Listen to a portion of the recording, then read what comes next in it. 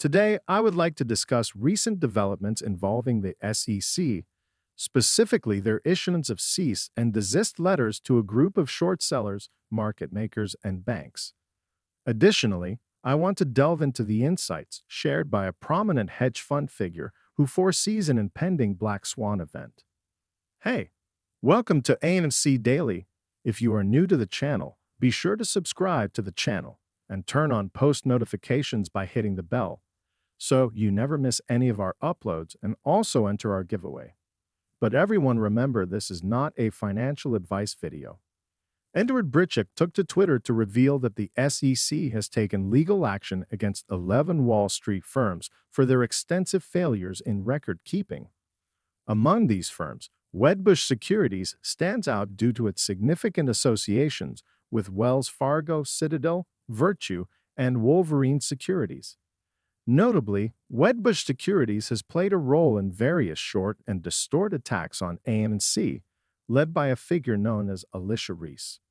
Let's first examine the list of firms charged by the SEC and then explore the intricate connections these firms have with Citadel, Virtue, Wells Fargo, and Wolverine Securities. The SEC's recent announcement entails charges filed against 10 firms functioning as broker-dealers and one firm that serves as both a registered broker-dealer and investment advisor. These charges stem from long-standing failures by these entities and their employees to adequately maintain and retain electronic communications.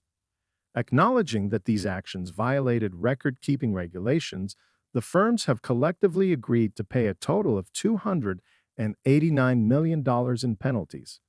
The list includes Wells Fargo and several Wells Fargo-related entities, along with BNP Paribas, SG America Securities, BNO Capital Markets, Mizuho, Houlihan Lokey Capital, Moelis and Company, Wedbush Securities, and SMBC Nikko Securities America.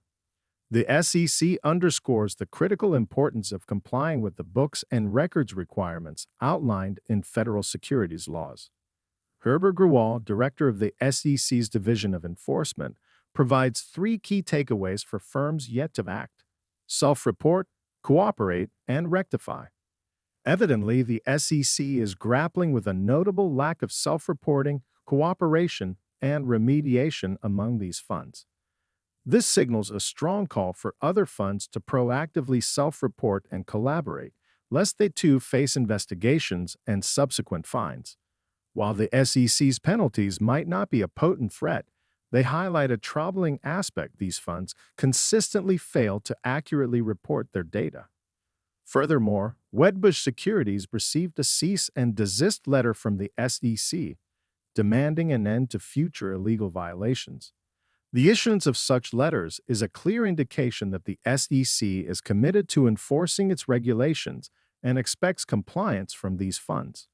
While a cease and desist letter marks a significant step, some argue that a more robust deterrent is necessary beyond mere fines.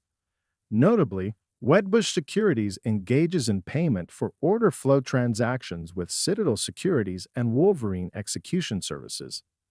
This partnership highlights the close working relationship between Wedbush Securities and Citadel, possibly explaining the numerous analyst targets set by Wedbush Securities for AMC, often at extremely low prices per share. Whether or not Wedbush Securities directly shortens AMC, it's plausible they engage in indirect shorting through market makers like Citadel. As a result, it appears that short positions are being concealed to avoid SEC scrutiny. In a tweet, Dade Murphy raised questions about the timing of short covering, pointing to data from Fintel indicating significant drops in short interest for stocks like APE and AMC. This raises the question: did the shorts genuinely cover their positions? If they had, AMC's price would have likely surged.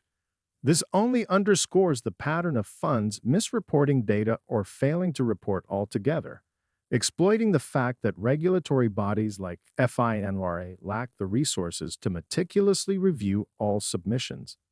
This misplaced trust in funds to self-report and rectify errors remains a glaring issue, with FINRA often refraining from investigations if no reports or self-corrections are forthcoming. The apprehension among hedge funds is palpable, prompting efforts to conceal short positions. Beyond SEC investigations, a tweet from David NIO resonates, emphasizing trust in over-the-counter OTC trading and the potential for astronomical price surges. He shared a screenshot depicting Sky Constant Century Incorporated stock trading on OTC markets, which soared from $10 to $30,000 per share in a short span. While the stock's price eventually corrected, the surge showcases the remarkable upward potential that stocks like AMC, APE, and GameStop could also possess, possibly soaring to $30,000 per share or more in a single day of trading. Lastly, Robert tweeted about a hedge fund titan who has been monitoring a Black Swan event for decades. This individual predicts that the colossal credit bubble currently prevailing is on the brink of bursting. Engaging in discussions about the stock market and economy often elicits passionate responses, but this time there's a different tone. Readers are genuinely concerned. This hedge fund titan gained substantial attention for achieving a 44% return during the pandemic, clarifying that this impressive return wasn't from the fund's overall portfolio, but from its hedges.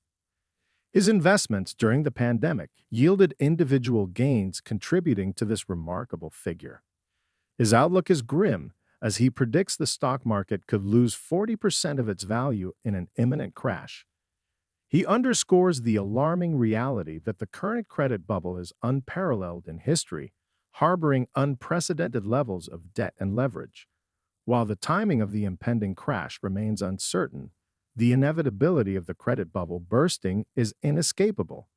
The hedge fund titan's warning paints a grim picture of a Black Swan event that could catch the stock market off guard, resulting in a potential 40% downturn.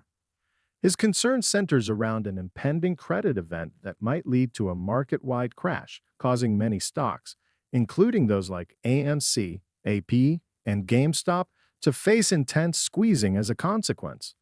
With the credit bubble at unprecedented levels, the looming threat of this Black Swan event serves as a stark reminder of the fragility within the financial system. In conclusion, recent actions by the SEC against various Wall Street firms highlight a critical need for accurate reporting and compliance. Wedbush Securities' ties with Citadel and Wolverine Execution Services underscore potential indirect shorting tactics. A tweet about short interest raises suspicions about inaccurate data reporting, and a tweet regarding OTC trading sparks discussions about the potential for extreme price surges. Lastly, a hedge fund titan's warnings about a looming credit bubble implosion and the subsequent Black Swan event emphasize the fragile state of the stock market. These combined factors create an atmosphere of uncertainty and caution among investors and industry observers alike. Guys, that's all we have for you today. What is your opinion about AMC stock? Get involved and let us know in the comments down below. Thank you for watching.